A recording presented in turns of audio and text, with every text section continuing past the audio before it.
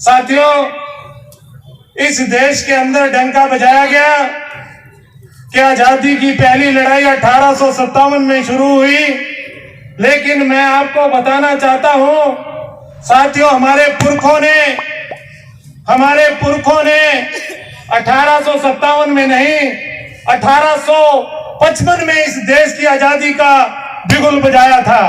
हमारे पुरखों ने कहा था, हमारे पुरखों ने झारखंड के अंदर कहा था, अंग्रेजों हमारी माटी छोड़ो, अंग्रेजों हमारी माटी छोड़ो।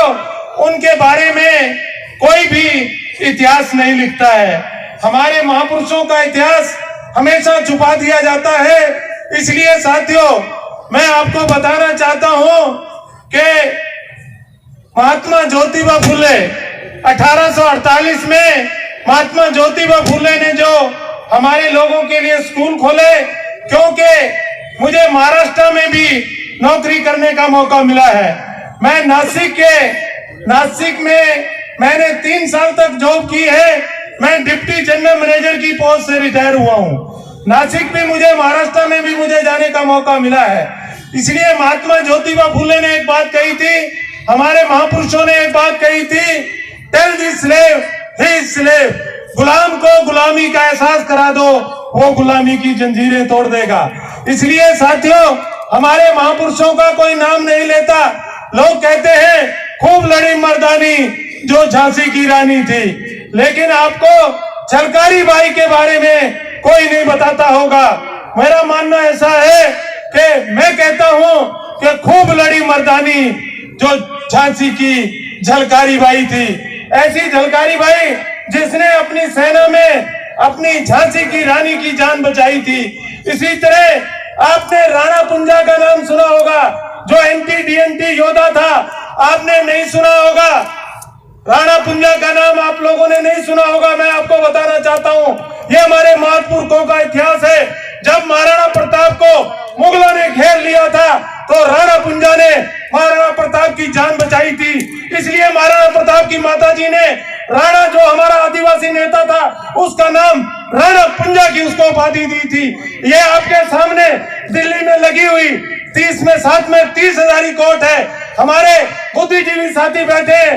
मैं आपको बताना चाहता हूं, इस देश में अंग्रेजों ने सब लोगों को काबू में कर लिया, लेकिन एंटी के योद्धाओं को, जो हमारे आदिवासी योद्धा थे, उनको अंग्रेज काबू नहीं कर पाए। इसलिए उन्होंने उनके लिए 1871 कम्युनल ट्राइबल एक्ट लगाया, जिसमें उनको बंदी बनाया दिया गया। ये सामने 30 हजारी कोर्ट है। 30 हजारी कोर्ट का नाम 30 हजारी क्यों पड़ा साथियों, मैं आपको बताना चाहता हूं, क्योंकि यहाँ हमारे 30 हजारी कोर्ट पे हमारे 30,000 योद्धाओं को, आदिवासी योद्धाओं को फांसी पे फंदे पे चढ़ाया गया था। ऐसे हमारे महापुरुषों का आप जोरदार तालियों से स्वागत करो, जिन्होंने कुर्बानी देकर इस देश की शान और आन को बचाया। तो इसलिए साथियों, ऐसे मौके पर मैं ज्यादा न कहते हुए एक बात मैं कहना चाहता हूं, क्योंकि हमारे शेड्यूल कास्ट शेड्यूल ट्राइब के ऊपर हमारे ओबीसी के महापुरुषों का बहुत बड़ा कर्ज है। ओबीसी के महापुरुषों का बहुत बड़ा कर्ज है। बाबा साहब अम्बेडकर ने खुद कहा था, क्या कहा था? Mahatma Jyotiba Phule was the father of social revolutionary. अगर महात्मा ज्योतिबा फुले नहीं होते तो डॉक्टर अम्बेडकर नाम का इस देश में कोई क्रांतिकारी पैदा नहीं हो सकता था। इसी तरह आपने छत्रपति शिवाजी महाराज का नाम सुना होगा। छत्रपति शिवाजी महाराज ने 26 जुलाई 1902 को अपने राज्य में आरक्षण की योजना लागू की थी। इसलिए बाबा साहब अम्बेडकर ने कहा था, Chhatrapati Shivaji Maharaj was the father of reservation policy in this country. अगर छत्रपति शिवाजी महाराज ने अपने राज्य में 1902 में आरक्षण की नींव नहीं रखी होती, तो डॉक्टर अम्बेडकर के दिमाग में भी आरक्षण का आइडिया नहीं आता। ये बात बाबा साहब अम्बेडकर ने अपने आप बोली है कि मुझे आरक्षण का आइडिया छत्रपति शिवाजी महाराज से मिला और मुझे शिक्षा का आइडिया महात्मा ज्योतिबा फुले से मिला। ऐसे ओबीसी महापुरुषों का आप जोरदार तालियों से स्वागत करें।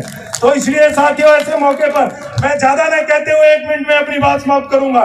मैं आपसे कहना चाहता हूं कि आज हम लोगों ने जब 2 अप्रैल को आंदोलन चलाया था, SC/ST एक्ट को खत्म करने के कोर्ट के माध्यम से जब खत्म किया जा रहा था, जब हम आंदोलन चलाया तो ये सरकार झुकी, ये सरकार झुकी। अभी कृषि के 3 काले कानून जब इस सरकार ने लागू किए, ये सारी सरकार कह रही थी, क्या कह रहे थे, ना तो कानून वापस होंगे, कानून में संशोधन जरूर हो सकता है, लेकिन वो कानून में संशोधन नहीं हुआ, वो कानून वापस नहीं हुए, क्योंकि हमारे किसानों ने, हर मजदूर ने ये बात तय कर ली थी कि हम जब तक यहाँ से नहीं उठेंगे, जब तक ये टिकरी के बॉर्डर पे मुझे भी जाने का मौका मिला, सिंधु बॉर्डर पे मुझे भी जाने का मौका मिला, उन्होंने कहा था कि भाई हमारे सिख गुरुओं के पंजाब के जो साथी थे, उन्होंने कहा था कि असी मोदी नु बंदा बढ़ा के जावांगे, ऐसे यहाँ से हम नहीं जाएंगे, चाहे हमें अपनी जान की बाजी लगानी पड़े। ऐसे किसानों का भी जोरदार तालियों से आप स्वागत करें। तो इसलिए साथियों, मैं आप लोगों से एक अपील करना चाहता हूँ, अगर आप चाहते हैं कि जातिगत जनगणना हो, अगर आप चाहते हैं सामाजिक परिवर्तन हो, बाबा साहब अम्बेडकर ने एक बात कही थी, social structure is the cause of destruction of our society as well as our country. इस देश की समाज व्यवस्था हमारे देश का नाश का कारण है और हमारे समाज का भी नाश का कारण है। If we want the social change, हमें परिवर्तन अगर करना है तो उठ के खड़े होना होगा। ये हमारे ओबीसी के साथी जागृत नहीं है पूरे देश में, वो परिवर्तन नहीं कर सकते। अगर आप चाहते हैं जातिगत जनगणना हो, आप चाहते हैं सामाजिक परिवर्तन हो, आप चाहते हैं निजीकरण को रोका जाए, तो शेड्यूल कास्ट के लोगों को आगे चलना होगा।